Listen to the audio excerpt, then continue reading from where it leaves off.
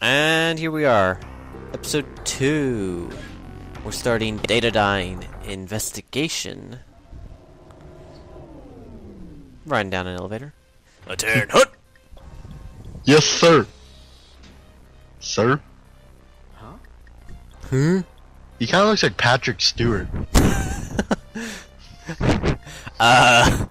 Okay. Number one. What? When has anyone ever fallen like that? Where they're, they fall on their face and their legs shoot straight up like that? Because I want to see that. It looks funny. Well, you hit somebody in the head with a pistol and find out. So I was saying in the last episode that this game is got old game logic, so it's not afraid to be completely read to you. I don't always remember what happens in certain instances, but I'm pretty confident if I have to force a civilian to help me with a computer, for instance, and then I whack them afterwards before they I seem to be interrupting them. It's probably because they do something that causes you to fail. I don't necessarily remember that to be true, but that's just the gut I remember from playing this back in the original. Because, like I said, it's sharp enough to do that to you. Oh, you didn't know that he was gonna erase the data if you just let him go? Well, too bad. You'll have to do it again. Trial and error, the old way. Well, all the levels are designed. What the hell is that thing? It's a cleaning robot. I have to. I'm choosing to go this way, so I'm waiting for it to open maintenance hatch. Oh no, Mrs. Joanna Dark. We don't know. No. What the heck are you doing? I'm trying to do Consuelo from Family Guy. Oh dear. That is Grimshaw, and he's got one of the most hilarious voices in the game. I know, he sounds like a cereal. He sounds like a cereal commercial speaker. Now introducing the new Twisted Fruit cereal. So, this game has 3 difficulty levels: Agent, Special Agent, and Perfect Agent. Perfect Agent is pretty dang hard. Because, like I said, this game was designed for the N64. So, by today's standards, the gun aiming is not very accurate. To be honest, if somebody ported this to the PC... Oh, look at it, you crotch-shotted him. If somebody ported this to PC, it'd actually probably play really, really well. If they could get the mouse sensitivity right. Mods. Lots and lots of mods in this game. Well, I just say that because they had the same problem other N64 shooters had. The aiming is just really, really stiff by design. And the fact that the controller is made for people with 3 hands. So don't walk into that room. You'll take damage because it's radioactive. Bad idea. Sector 2. So, somebody tried to talk to me, I was distracted.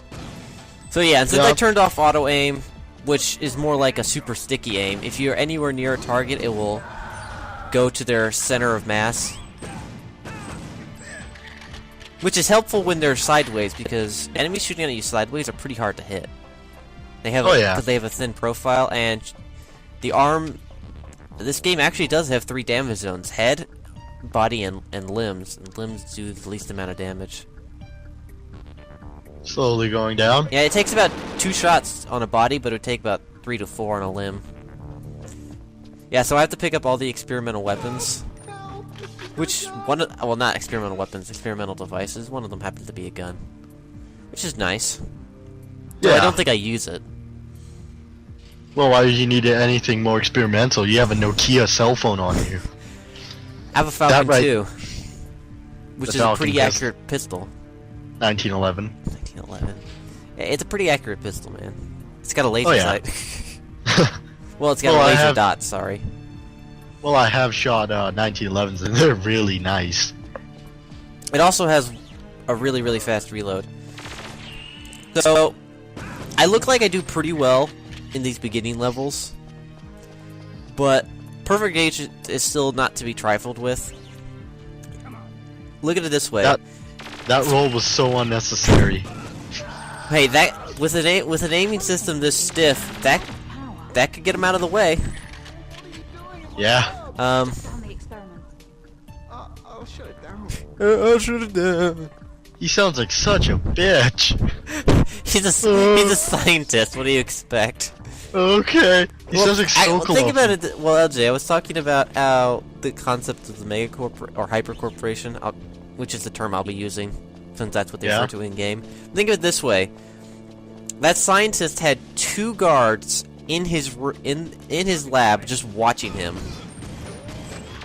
2 armed guards just watching him. I don't think they're necessarily there for his protection, if you ask me. If you get what I'm going for. I thought I'd be happy. Like, oh, you killed the guards, I can go free now. Well, but instead he's more like, oh, don't hurt me. I don't know. It's an interesting world. So anyway, as each difficulty goes up, you die easier. My God, you just killed Jason Statham. Are you gonna refer to? You're gonna find every time we get a close up on a guard's face, you're gonna see if you can find somebody to say he looks like, right? Yeah, pretty much. Like that guy looks like the T-1000 from Terminator. Him. Plug on that. Now. Please, don't hurt me. Don't hurt. Shut up. Shut up, you little bitch, and do it. Okay, the next scientist coming up, he reminds me of a certain particular N64 character from a certain game, which I will reference by doing an edit. Who the hell are you? That's exactly what I imagined that guy to sound like. Let's put it that way. What a chubby little guy. He's thinly chubby. Okay, whack him, because if you let him turn off the quote-unquote turn off the experiment, he's actually going to activate an alarm. Which he kind of implies by doing that sarcastic, accidents will happen. Remember, if I whack a civilian while they seem to be in the middle of something, it's probably a good idea, even if I don't exactly remember what they were going to do. Whacking civilians. And I missed like 4 shots. And there's 3 guys. I'm gonna break out the K7 CMP. Avenger. Yeah, that's the gun I picked up. I actually saved myself possibly by accidentally ducking. And then just spraying them. Well, they get staggered with a shot, so sometimes even just a quick limb shot might save your life. Oh, don't tell me the cleaning thing actually helps you here. Yes, the cleaning, well, it's actually a separate cleaning robot, that's why I had to activate the silver one. But that's how I get through the laser guard, so we'll be waiting a moment. This game tests your patience. Now, With here's the funny thing, LJ. Yeah? You unlock really awesome cheat codes in this game by beating levels on hard difficulties really fast. See, that's creative. And then they have this. Oh, come on, the thing hovers. And then they have this, where you have to wait for the robot. It makes speedrunning these levels really hard. You have to get there just at the right time. The damn thing hovers. Wait, where are you at? Because I'm not even looking at it right now. Oh, what time are you at? 8:30. Well, now I'm at 8:30. Yeah, we're at the same time. Oh, then you're just stuck on the floating robot, even though it's out of camera. Oh no, I was just trying to refer to it. I was being polite and let you speak. Oh. Anyway, finally, now I can get through this thing. I better mention this right now. So, these first 2 levels, I do make it through on Perfect Agent. Some of the later ones, I give up and go down or don't even try because I've never actually beaten them on Perfect Agent. But that doesn't mean I got it right on my first try either, folks. I think I found a name for the series. Oh dear, what? Action cleaning. Action cleaning? Yes, because you know how much action that cleaning robot's probably seen? Look at that, he tried to karate kick me and I just shoot his gun out instead. Oh, that's smart. She's got a gun. Let's kick her face. Well, melees are helpful. They cloud up your vision. It makes it harder to aim. Well, that Nokia. It also blurs, so enemies might move, but you can't exactly tell how far they've traveled. I did it too quickly. On Secret Agent difficulty, once you establish connection trying to crack the password, these 2 losers show up and try to shoot you in the back. Aging bald guy and Latino. See, look at that. You have the most powerful weapon in your hand, the Nokia cell phone. If you were to drop that thing, that's like a 10 megaton explosion. Password located. Bypassing lock. Screw the dinosaurs. You'd be turning mankind extinct if you dropped that sucker. So you have to buy the protective casing. So, I was talking that I wanted you to explain this because I thought it'd be good to get it on the record. Let's see if we can. We still have a few minutes if I remember how long this takes. So, tell the audience, how exactly did we come up with the name of Ush? With Ush? Yeah. Well... Tell us the origin story. A chain of events, actually. Well, at first, I had an idea to make a group. A clan on Halo. And then we quickly stopped calling it a clan because it was just us and a bunch of friends, so we just called ourselves a group. Yes, plus clan makes it sound like a bunch of nutcases. But, clan only works on certain games where it actually makes sense. Dear God, what the hell is that thing? It's a laboratory, and I got a shield tech item. Anyway. It's a shotgun, isn't it? Oh wait, what, the gun I'm holding? Yeah. No, that's an assault rifle. Holy crap. It's called the Dragon. Also, it's got a proximity mine in it, so if you chuck it, it acts as a proximity mine. Anyway, you were saying. Oh, yeah, with the... Yeah, so, all started back when I wanted to make a group. Wanted to do a lot with Ush.